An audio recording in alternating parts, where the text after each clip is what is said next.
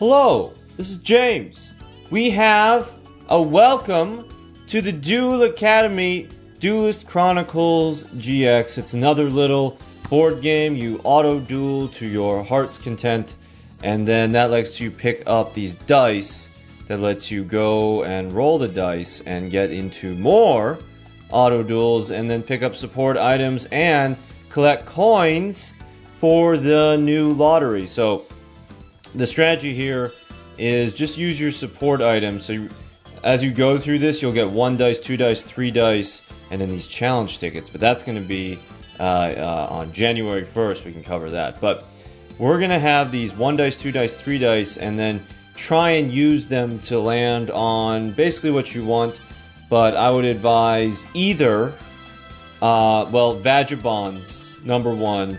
Number 2, other support dice. So like if you use a dice to land on another dice, then that dice replaces itself, and that is worth. And then also these +2. So if you land on this, so if I were to use a support dice, 1, 2, well no, if I go, because I can't skip over Crowler. So I roll, I stop at Crowler, and then I use a 1 support dice, I go 2, and then +2, 1, 2, and then that'll take me to a story mission, which you do actually want to hit because they provide potentially gems, but also more support dice, more probably the best items come from the story missions, and we are getting some new rewards. Foremost of which is in round 1, Uria, Lord of the Searing Flames. Level 10 Fire Pyro.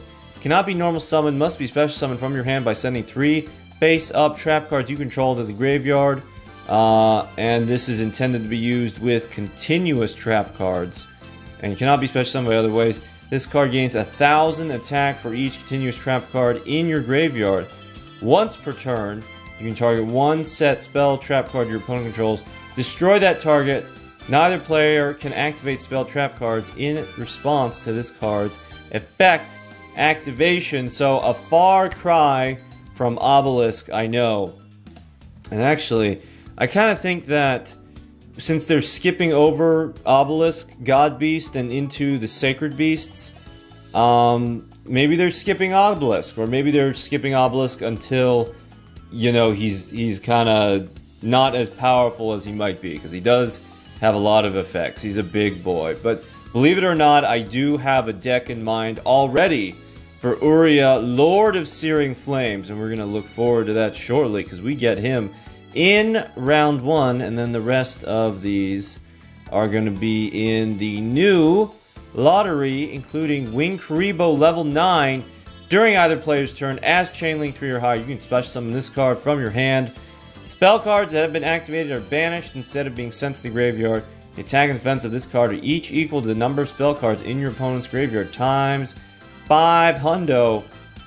Now normally I say that cards that require your opponent to set them up aren't really worth anything, but this is incredibly interesting, and you know, you can tech it against spellbooks. That's really the only thing that I see affect this card affecting strongly, because every other card you play the spell card and then it goes to the graveyard, it gets banished, you don't care. But with the spellbooks, if their cards are getting banished and not going to the graveyard, they can't use Spellbook of Fate. So Winkaribo level 9 has some interesting possibilities, in addition to just being a monster that you can special summon for absolutely free. It doesn't have to be your chain link. It doesn't have to, it can be multiple cards with the same name and the same chain link. And you can chain your opponent's cards. So this is potentially interesting. And then let's take a look at the lottery. Don't forget your free 10 times on the lottery. Ooh, Uria in the lottery. Wouldn't that be something? Alright, so let's start down here. That was Neil, blah, blah, blah. Okay, that's junk. Okay, so our first new lottery card that's maybe interesting is Protective Soul Island. Basically, you can equip, this is a union monster, you can equip it to Indomitable Fighter Lele.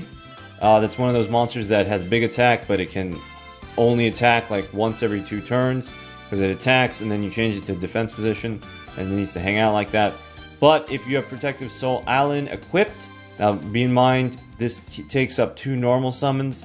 Normal summon the Lele, normal summon the Allen. Anyway, if that's equipped, Allen can attack, and then not after it attacks, but on the next turn, assuming it survives, Lele can be changed to attack position and get an attack again. So Lele can attack every single turn. He just needs to live through the turn that that he's in defense position.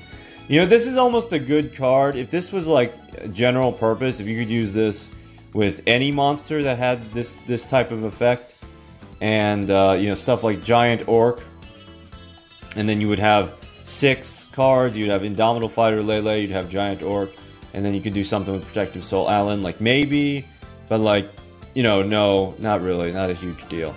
We're getting Dark Sage. This has to be, you know, Time Wizard, the right call on a Dark Magician. Sabatiel, the Philosopher's Stone. If you have a Winged Kuriboh in your graveyard, pay half your life points. Add 1 Polymerization spell card or Fusion spell card from your deck to your hand, except Diffusion Wave Motion. So, to my knowledge, Diffusion Wave Motion is a card that makes Dark Magician attack all the monsters.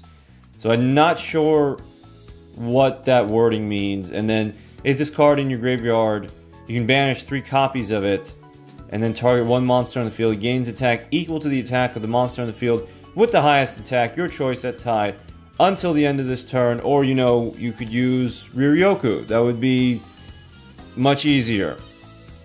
I guess the primary thing I see for this deck, for this card, is you can force yourself to pay life points. Like if you don't have Mirror Walls, if you didn't get the bundle, you can pay life points with Sabatiel to pop skills. Lele, Winged Kuriboh, Skilled Blue Magician, 3 spells, and you can special summon 1 Guy the Fierce Knight monster from your hand, deck, or graveyard. Potentially useful if we get better monsters. And then finally, Elemental Hero Chaos Neos. He requires Neos, Neospatian Panther, and Neospatian Glow Moss to be on the field. Must first be special summoned from your extra deck by shuffling the above cards you control into the deck. You do not use Polymerization. Okay, so he's one of those. During the end phase, shuffle this card into the extra deck, then set all face-up monsters on the field. Once per turn during your main phase, you can toss a coin 3 times. And then 3 heads, destroy all monsters your opponent controls. 2 heads for the rest of this turn. The effects of all face-up monsters your opponent controls are negated. 1 head, return all monsters you control to the hand. Super not good. Really terrible. We might try and make a deck with him anyway, but I don't want to. Because there's a 12.5% chance, so like 1 in 8, of getting 3 heads, destroy all monsters your opponent controls. There is a significantly higher chance of getting 1 head and returning all monsters you control to the hand. So like it's triple the chance.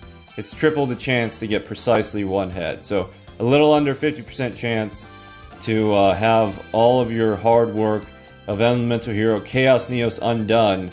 And like these Elemental Hero extra deck monsters are just getting worse and worse. Like it's like I've been on a slide since Electrum, and then the one we just got, and then this one, Chaos Neos, is kind of giving me a stomachache. But let's hit up this lottery, free 10 times draw, and see that we get a Lightning Bolt. Oh, but I bet it's Neos. Ooh, yeah. Okay, so we got 1 gem. We got some extra jewels. By the way, we do have a EX card trader. Be sure to take advantage of that. And a Prisma pack for my 6th Skilled Blue Magician. Oh, and it wasn't 1 gem. It was 5 gems. So that's a nice-oo. And I'm gonna hurry up and get into this event. I'm gonna get up to Chaz, and when I beat Chaz, I will get Uria, Lord of Searing Flames, and I will add him to a practically high radical deck. Thank you for watching.